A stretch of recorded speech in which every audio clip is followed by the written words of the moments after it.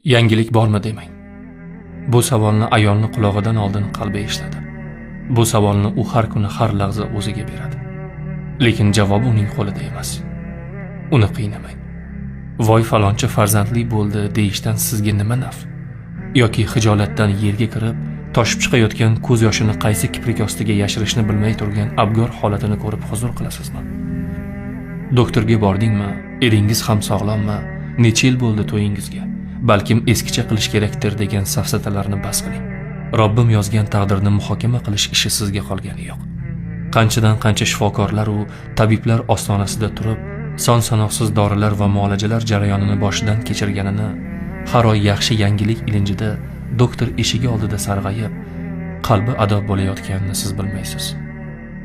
Oling, niyat qiling kelin deb qo'liga chaqaloq tutqazmang. Ezilib qon bo'lgan yuragini battar g'ijimlamang uni. To'shak hidi emas, ko'z yoshi hidi keladigan yostig'ini battar ho'l qilmang.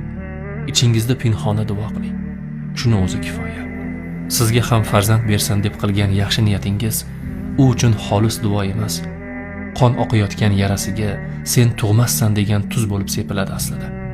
Shu so'zlarni eshitmaslik uchun odamlardan qochib berkinib yuradi. Bechora demang, achinmang. Ular aslo bechora emas. Ular Allohning suygani aslida. Shunchalik Robbimga suyukliki, qayta duosini tinglash uchun unga buyuk sinov berdi. Hali bu sinovning mukofoti ko'zlarni quvontiradigan darajada bo'ladi. Yangilik albatta bo'ladi. Hali yostiq quchgan bu tana o'g'il-qizlarga to'lib ketadi. Joynamozda tinmay duo qilgan bu jismdan inshaalloh Ka'ba imomlari, qori yigitlar, ummatni tarbiya qiluvchi qoriya qizaloqlar tug'iladi.